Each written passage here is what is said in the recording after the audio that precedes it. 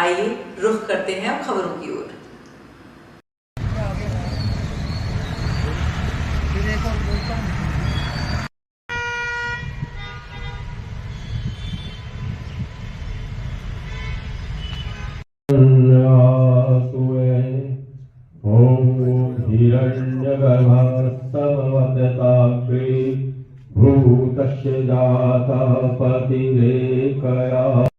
प्रदेश संरक्षक और दिन रात हमें न्याय प्राप्ति के लिए चिंतन करता है। इस अवस्था में भी हम सबके बीच में पहुंचते हैं, आपका रखते हैं कि आपने निश्चित के अभिनंदन के लिए हमारी प्रेरणा स्रोत है। स्वागत होना चाहिए आप सबका, जो कि ऐसी कड़कड़ाती ठंड में हमारे साथी जागरूक है। सुर ताल लय से अभिनंदन करती हूँ, सुर ताल लय से अभिनंदन करती हूँ, भावना में रमी आवाज संग हृदय की धड़कन से अभिनंदन करती हूँ। तो आप सभी सम्मानित साथियों का इस 2 दिवसीय प्रांतीय सम्मेलन में हार्दिक स्वागत है, अभिनंदन है। और आपसे एक अपेक्षा भी है कि जब तक हमारा कार्य परिणति तक नहीं पहुंचे, तब तक आपको सजग रहते हुए संख्या बल दिखना अति आवश्यक है। तो जहां भी यदि प्रदेशाध्यक्ष महोदय आपको बुलाते हैं, तो कृपया करके आप आकर के अपनी उपस्थिति दर्ज करा करके उन्हें जो सहयोग देंगे, वह सहयोग सबसे बड़ा सहयोग होगा, ऐसी मेरी अपेक्षा है। पुनः आप सभी आए और आपने इस प्रांतीय सम्मेलन की शोभा बढ़ाई, उसके लिए सभी का साधुवाद और बहुत बहुत अभिनंदन। स्वागत।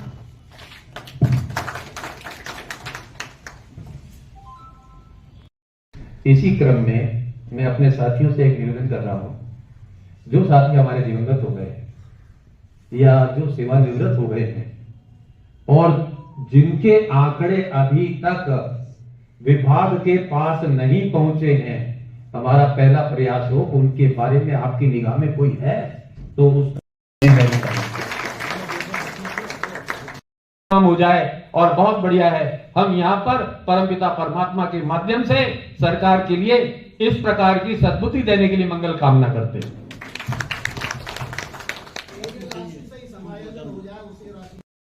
हम इस संघर्ष में अपनी आहुति देखें, इस यज्ञ में आहुति देखें, चाहे वो अपने साथ में जुड़ा या न जुड़ा, अपन ने सबके लिए एक पॉजिटिव सोच रख के इस मुकाम तक अपन इस मंजिल को लाए हैं। तो सरकार एक बाध्य हुई और इसको बहुत सोचना पड़ रहा है कि इसको अतिशीघ्र कर दिया जाए, अन्यथा बर्डन बढ़ता जाएगा। अब मैं बात करूंगा इस संगठन में शिक्षा के सेक्टर में बात करने की। तो जैसा कि सभी ने अपने खुद के लिए अपने वास्तव में खुद के लिए सोचना चाहिए, लेकिन एक शिक्षा के रूप में भी सरकार अभी वर्तमान बहुत परिवर्तन कर रही है। परिवर्तन में एक नई शिक्षा नीति जो विद्यालय शिक्षा में अभी तक लागू पूर्ण रूप से राजस्थान में नहीं हुई है, उसको लागू करने जा रही है 2005 में।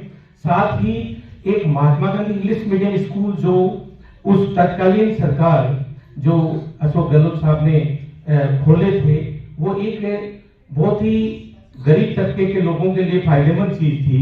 और अच्छे जो शिक्षक है जिन्होंने अपनी विद्वता के कारण वो ग्रामीण परिवेश में बहुत दूरी तक वंचित थे अच्छे स्कूल्स में काम करने के लिए, उनको भी सेवा का मौका मिल रहा है। तो मैं सरकार से ये भी एक निवेदन करूंगा शर्मा साहब से कि एक लाइन अगर जोड़े कि महात्मा गांधी स्कूल्स को विद्यार्थी और अभिभावकों के हित को देखते हुए इनको चालू रखा जाए, ये सरकार से निवेदन करें। साथ ही मैं एक चीज और रखना चाहूंगा कि जो ट्रू इंडिया के लिए मैं आनंद कल्ला। बात आज हो रही है राजस्थान समाजिक शिक्षा कर्मी संघ राजस्थान एवं वेलफेयर सोसाइटी के संयुक्त अधिवेशन की, जो देराश्री शिक्षक सदन जयपुर में राज्य स्तरीय सम्मेलन के रूप में आयोजित हो रहा है। और यहाँ विभिन्न राज्य स्तर के पदाधिकारी हमारे साथ जुड़े हुए हैं। प्रदेश अध्यक्ष जहां सरदार सिंह जी भुगालिया साहब हमारे साथ है, जानना चाहेंगे कि आज के शिक्षक सम्मेलन के अंदर जो खास बातें रहेगी वो क्या है।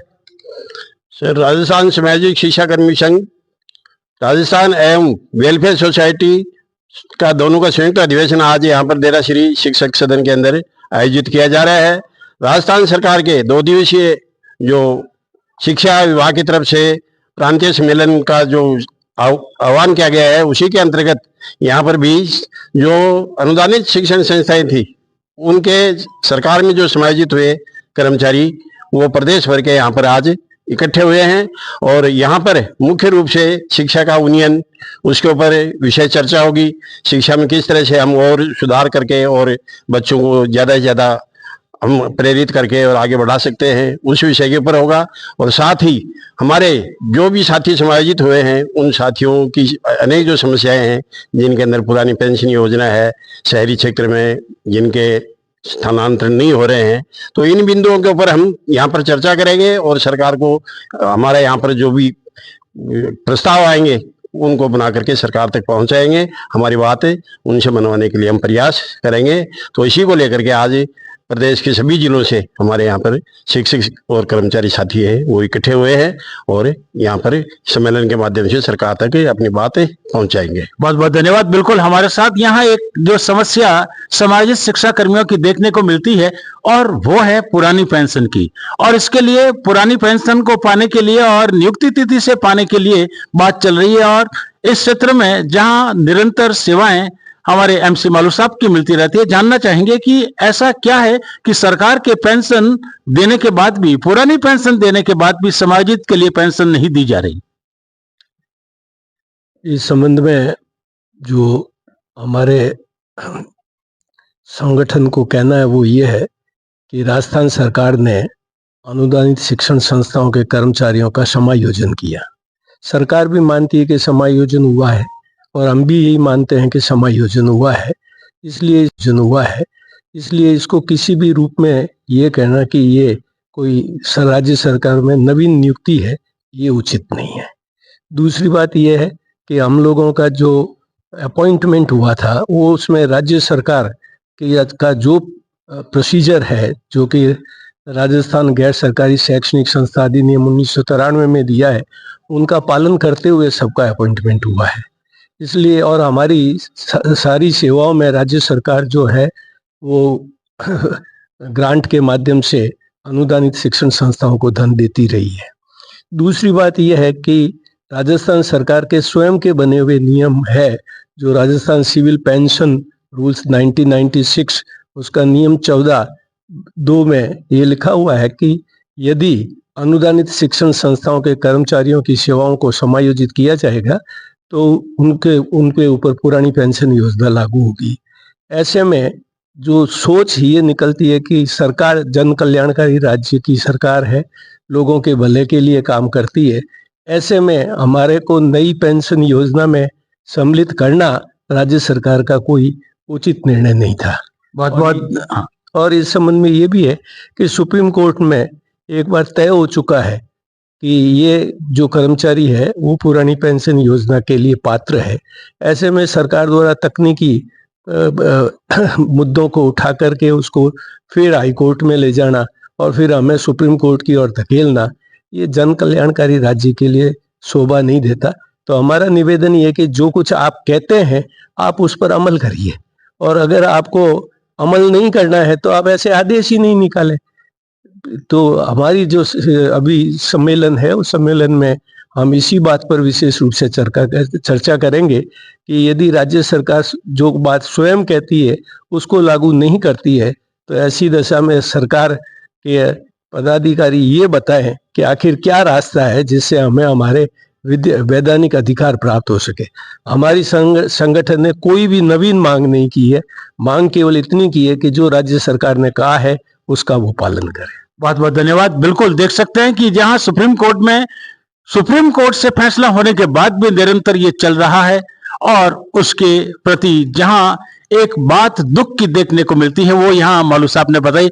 हमारे साथ जहां जुड़े हैं गोपाल जी छंगानी साहब, जो जोधपुर से आए हैं और बिल्कुल संरक्षक के रूप में यहाँ इनके साथ जुड़े हुए हैं। क्या कहते हैं?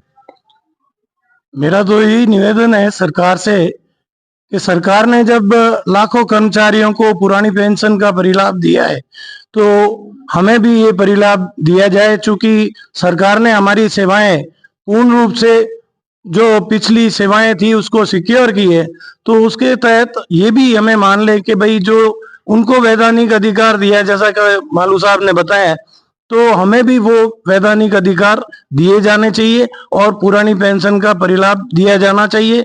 और दूसरी चीज जो आज सम्मेलन में हम एक और बात करना चाह रहे हैं कि जो अभी नई शिक्षा प्रणाली जो प्रारंभ की है उसमें मातृभाषा को भी वेटेज दिया जाना चाहिए, ताकि जो ग्रामीण अंचल से जुड़े हुए लोग हैं वो उसमें अधिक से अधिक भागीदारी दे सके अपनी। बिल्कुल, हमारे साथ जहां जुड़ी हैं डॉक्टर प्रभाजी पारिक और शिक्षा जगत से जुड़ी हुई है, और नई शिक्षा नीति जहां राष्ट्रीय शिक्षा नीति के रूप में 2020 में लागू हो चुकी है, अलग अलग क्षेत्रों में अलग अलग तरीके की बातें की जा रही है, जहां शोध के बारे में बातें हैं, जहां 5, 3, 3, 4 की बातें हो रही है। और हम जानना चाहेंगे प्रभाजी से क्या कहती हैं शिक्षा नीति जो इस बार बनी है उसके बारे में। नमस्कार। देखिए, राष्ट्रीय शिक्षा नीति 2020 जो बनाई गई है उसमें एक विद्यालय स्तर पर या महाविद्यालय स्तर पर एक मूलभूत ढांचे में परिवर्तन किया गया है। वो परिवर्तन यही है कि पहले हम देखते थे कि बच्चों को केवल और केवल हम बाल केंद्रित शिक्षा की बात तो करते थे, लेकिन बाल केंद्रित शिक्षा पर ध्यान नहीं दिया गया। अब जो 3 वर्ष का बालक है तो वो क्या करते हैं कि निजीकरण की जो बढ़ावा था निजीकरण की तरफ, वो भी सरकार ने इस शिक्षा नीति के माध्यम से रोकने का प्रयास किया है, क्योंकि 3 वर्ष का बच्चा है वो आंगनवाड़ी में प्रवेश ले सकता है और 6 वर्ष तक वो आंगनवाड़ी में ही रहेगा। उसके लिए परीक्षा का भय हटाने के लिए परीक्षा से मुक्त कर दिया गया उसको, और 4, 5 और 6 3 वर्ष तक उनको गतिविधि आधारित शिक्षण दिया जाएगा। और जैसा कि छंगानी साहब बात कर रहे थे, इसमें मातृभाषा शिक्षण पर ही बल दिया गया है नई शिक्षा नीति में। उसमें कहा कि बच्चा है वो घर से जिस भाषा को प्रयोग करता है उसी भाषा में यदि प्रत्युत्तर भी देता है तो वो सही माना जाए। और खेल पद्धति के द्वारा, मतलब आज तक था कि किताब को पढ़ो, परीक्षा दो, लेकिन अब उन्होंने कहा कि पहले उसको खिलाओ और खेल में सिखाओ, और सिखा करके फिर परीक्षा क्या बारे में उससे कोई चर्चा मत करो, और उसको कितना ज्ञान है वो फिर जब विद्यालय में आएगा 6 वर्ष के बाद में, तब उसकी एक प्रारंभिक परीक्षा ली जाएगी। उसके लिए भी 3 महीने तक उसको शिक्षा एक अलग प्रकार का ज्ञान करवाया जाएगा। तो ये बहुत ही सुंदर प्रयास है। उसके अलावा एक बहुत बड़ा जो आमूल जो परिवर्तन है वो ये है कि आज का बच्चे का स्थायी बेरोजगारी समाप्त करने का इस शिक्षा नीति ने प्रयास किया है। वो ये है कि उनको लघु कौशल 6ठी के बाद में ही बच्चे हैं वो जिस कौशल में पारंगत है उसकी शिक्षा उसको विद्यालय में दी जाएगी, ताकि बच्चा जिसमें रुचि है तो वो पढ़ेगा आगे, और नहीं रुचि है तो वो वहीं पर अपनी कौशल के माध्यम से कार्य करना प्रारंभ कर देगा।